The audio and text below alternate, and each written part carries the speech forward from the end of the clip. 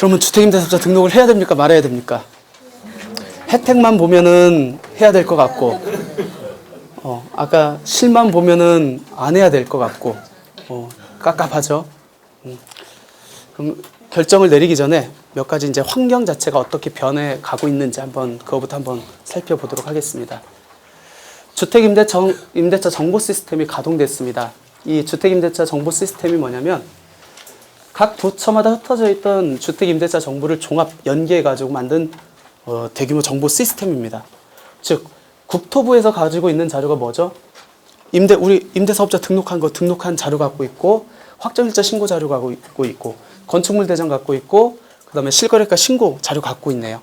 국세청에서 가지고 있는 거, 우리 월세세액공제 있죠? 임차인들이 근로소득자다 그러면 연말정산할 때 월세세액공제 그 신고 들어가거든요. 임차인이 얼마 받고 있습니다. 다 신고가 들어가요. 그 자료 갖고 있고, 주택임대사업자 등록을 했을 거 아닙니까? 세금 혜택을 보려면은 그 자료 갖고 있고, 행안부에서는 재산세 관리대장이라든지 주민등록 자료를 가지고 있습니다. 요거를 이제 다 짬뽕해가지고 시스템을 만들었습니다. 그리고 그 시스템을 각각 국세청도 행안부도 국토부도 각각 공유를 한다고 합니다. 그 얘기는 뭐냐면 이제 주택임대 소득에 대해서 한눈에 이렇게 파악할 수 있다는 겁니다. 솔직히 그동안에는 과세관청이 파악하기가 힘들었거든요. 기관별로 정보 연계도 힘들었었고. 근데 이제는 거의 다 구축됐습니다.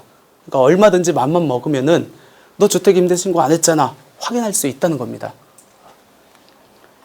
그런데다가 국세청에서 주택임대사업자에 대한 세원 관리에 눈을 돌리기 시작했습니다. 강화를 시켰어요. 작년까지만 하더라도 분리과세 대상 주택임대소득, 즉 2천만 원 이하면은 사업자 등록 안 해도 됐었거든요. 법에 있었어요. 근데 이제 2천만 원 이하라 할지라도 사업자 등록 너 해. 안 했을 때 내년부터 미등록 가산세 부과할게. 근데 미등록 가산세가 웃긴 게 뭐냐면 수익 금액의 0.2%예요. 설령 나는 이익이 없음에도 불구하고 예를 들어서 주택 임대 수입을 1,000만 원을 받았습니다. 근데 월세가 1,000만 원 나갔어요. 그럼 나한테 이익이 있어요, 없어요? 없죠. 그런데도 불구하고 사업자 등록 안 하면은 1,000만 원의 0.2%를 부과하겠다는 겁니다. 그러니까 소득 금액의 0.2%가 아니고 수익 금액의 0.2%를 부과하겠다는 겁니다. 그리고 주택 임대 사업자에 대해서 이제 아까 주택 임대차 정보 시스템이 가동됐기 때문에 이제 다 파악할 수 있다는 거죠. 그래서 보다 신속하고 정확하게 주택 임대 소득에 대한 탄루 여부를 검증을 할 수 있다. 그런 환경이 구축됐다. 이렇게 환경이 구축됐는데 그럼 임대사업자 해야 돼요, 안 해야 돼요? 거기에다가 혜택을 더 늘려주면 좋겠는데 가면 갈수록 혜택을 더 줄여요. 강화시킵니다. 처음에 정부에서 주택임대사업자 등록해 요런 혜택을 줄게 한 이후로 지금 막아놓은 것들 한번 볼게요. 2018년 4월 1일 이전에는 장기로 등록하든 단기로 등록하든 일정 요건을 충족하면은 종합부동산세 합산배제라든지 양도소득세 중과배제를 적용했었습니다. 근데 2018년 4월 1일 이후에는 무조건 장기임대주택으로 등록한 경우에만 종부세 합산배제하고 양도세 중과배제를 적용을 했고, 근데 여기에다 또 제동을 걸었죠. 2018년 9월 14일, 그러니까 9.13 부동산 대책입니다. 그 이후부터 취득하는 조정대상 지역 내 신규 주택에 대해서는 설령 장기임대주택으로 등록을 한다 할지라도 이제 안 해주겠대요. 그리고 2018년 9월 14일 이후에 면적 요건만 있던 두 가지 큰 혜택이 있었죠. 장기 보유 특별공제율 특례 적용하고 양도소득세 100% 감면. 거기에 가액 요건을 신설해 놨습니다. 그리고 올해 소득세법하고 각종 세법 시행령을 개정을 하면서 그동안에는 5% 증액 제한 요건을 준수하는 게 딱 두 개 있었는데 이번에 다 들어갔어요. 이제는 5% 증액 제한 너 다 준수해. 네. 그리고 과태료도 지금 올리고 있고 여러 가지 막아놓고 있습니다. 그리고 조정 대상 지역을 이제 지정을 하면 어떤 주택 임대 사업자와 관련해서 어떤 그 영향이 있는지 한번 볼게요. 조정 대상 지역이라는 것은 이제 양도세에서도 나오고 많이 나오잖아요.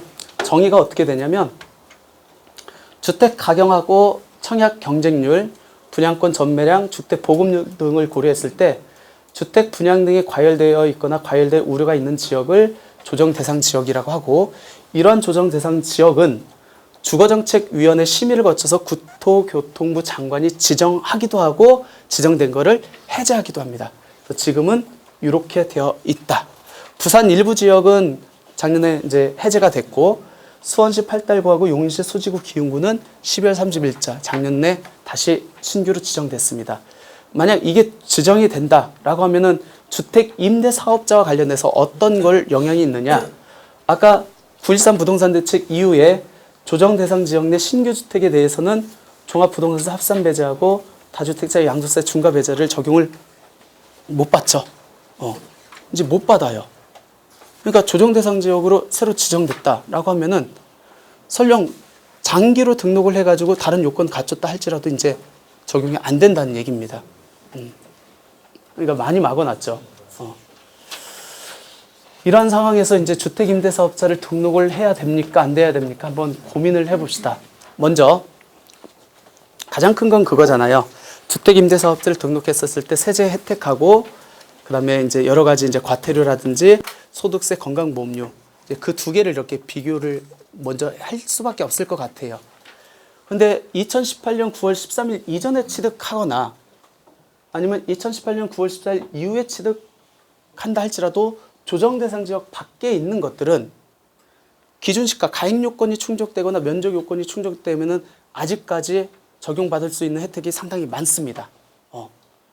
임대사업 등록을 해도 적용받을 수 있는 그 혜택이 상당히 많아요. 하지만 9.13 부동산 대책 이후에 특히 조정 대상 지역 내에 소재하고 있는 주택, 그 중에서 특히 기준시가 6억 원을 초과한다. 그러면 거의 혜택이 없다고 보시면 돼요. 기껏 받아봤자 거주주택 배제하고 취득세 감면 이 정도일 겁니다. 그러니까 9월 14일 이후에 조정 대상에서 취득한 것들은 솔직히 주택임대사업자로 등록할 실익이 거의 없습니다. 한번 볼게요. 2018년 9월 13일 이전에 취득한 주택은 6억 이하거나 국민주택 규모 초과하지 않는다. 그러면은 이 혜택들을 다 받을 수 있어요. 근데 이후에 취득하는 주택 중에서 국민주택 규모를 초과하거나 기준시가 6억 원을 초과한다. 그러면 거의 이런 혜택 자체를 다 못 받습니다. 그러니까 혜택이 극히 제한됐다라고 보시면 될 것 같아요. 근데 중요한 게 단순히 주택임대사업자를 등록을 해야 되느냐 말아야 되느냐면 주택임대사업자를 등록했었을 때의 득, 세제 혜택하고 실, 이런 과태료라든지 종합소득세라든지 건강보험료 추가 부담만 갖고 고려할 부분은 아니라는 거예요. 왜 그러냐면 아까 말씀드렸듯이 주택임대차 정보 시스템이 다 구축되어 있고 과세관청에서 주택임대소득에 대해서 과세 강화를 하는 세원 정책들이 발표되고 있고 또 인력도 충원을 지금 하고 있는 상황입니다. 그러면은 설령 이것만 비교를 하면은 나는 주택임대사업자로 등록을 안 해야 되는 게 맞을 수 있겠지만 그동안에 주택임대소득에 대해서 그 문제를 안 삼았는데 이제 삼는다라고 하면은 어차피 내가 두드려 맞을 거 최소한 혜택이라도 받는 게 낫겠잖아요. 그러니까 고려할 때 단순히 얘와 얘의 상대적 크기로만 고려할 부분이 아니고 지금의 환경까지 고려를 해야 됩니다. 근데 요거는 모르죠. 국세청에서 주택임대소득에 대해서 얼마나 문제를 삼고 또 이제 과세를 하고 조사를 할지 미래 불확실한 거기 때문에 모르는데 아무튼 여기까지 고려를 해가지고 해야 되는 거 결정을 해야 되는 것 같습니다. 그러면 주택임대사업자를 등록을 좋아 나는 이제 깨끗하게 이제 할 거야 낼 건 내고 할 거야 했었을 때 또 하나의 고민이 있죠. 단기임대주택으로 등록을 해야 됩니까? 장기임대주택으로 등록을 해야 됩니까? 장기는 8년 이상 가야 되는 거고 단기는 4년 이상 가야 되는 겁니다. 뭘로 해야 돼요? 과태료하고 여러 가지가 문제가 될 수 있는데 생각 같아서는 빨리 단기로 하고 끝마치는 게 낫겠죠. 근데 세제 혜택은 장기께 훨씬 많아요. 그러면 나는 어떻게 해야 됩니까? 어떻게 해야 되냐면 내가 적용받고자 하는 세제 혜택이 뭔가를 정확하게 아셔야 돼요. 예를 들어서 나는 아까 거주주택, 조정대상 지역 내 거주 2년 거주를 해야 비과세를 받는데 거주주택 비과세만 받는 게 1순위야, 최우선이야. 그럼 장기로 할 필요가 있어요, 없어요? 없죠. 난 취득세 감면만 받는 게 제일 목적이야. 그럼 장기로 할 필요가 있습니까, 없습니까? 없죠. 근데 나는 받고자 하는 게, 나는 그것보다도 종합부동산세 합산 배제라든지 다주택 중과를 배제를 받고 싶어. 그럼 어떻게 해야 됩니까? 장기로 해야 되겠죠. 또 양도소득세 장기부의 특별공제율 특례 적용, 즉 50% 70%를 받고 싶어. 그럼 무조건 장기로 해야 되죠. 그러니까 결론은 뭐냐? 내가 정확하게 적용받고자 하는 세제 혜택이 뭔지를 먼저 판단을 하시고 거기에 따라서 단기인지 장기인지 결정하시면 될 것 같습니다. 현재 단기 임대사업자로 등록한 경우에 적용받을 수 있는 거 취득세 감면 가능합니다. 재산세 2채 이상이면 가능해요. 종합소득세 30%만 감면이 됩니다. 8년 했을 때는 얼마죠? 75% 감면되는 거. 양도세에서 거주주택 이거 받을 수 있겠네요. 내가 포커스가 얘다. 그럼 장기로 할 이유가 전혀 없죠. 그다음에 거주주택 비과세, 즉 2채 있었을 때 한 채 임대사업 등록하고 나머지 거주주택에 비과세 받는 거. 얘도 단기, 장기 상관없이 5년 이상만 임대하면 돼요. 그러니까 요거에 해당된다면 굳이 장기로 할 필요가 없겠죠. 근데 내가 적용받으려고 하는 게 종합부동산세 합산 배제라든지 양도소득세 중과 배제라든지 장기부의 특별공제율 50% 70% 적용이라든지 양도소득세 100% 감면이다. 만약 이런 것들이라고 하면은 무조건 장기로 등록하는 수밖에 없습니다. 예, 여기까지 해가지고 숨가쁘게 이렇게 달려왔습니다. 일단 오늘 한번 그 배운 거 한번 쭉 정리를 해볼게요. 주택임대사업자 모든 거 말씀하고 이제 질문 받도록 하겠습니다. 주택임대사업자의 모든 것부터 해가지고 등록부터 해서 얻게 되는 득, 또 잃게 되는 실, 그리고 어떻게 결정을 해야 되는지에 대해서 한번 쭉 검토를 해봤습니다. 그러니까 세법이라는 게 그래요. 절대적 기준이 없습니다. 저한테 이렇게 상담 오시는 분들도 어떤 분들은 해야 되는 사람들이 있는 반면에 어떤 분들은 굳이 할 이유가 없는 분들이 많습니다. 절대적 기준을 갖고 판단하는 건 아니고요. 본인 상황에 맞게 합리적으로 결정하는 게 제일 좋습니다.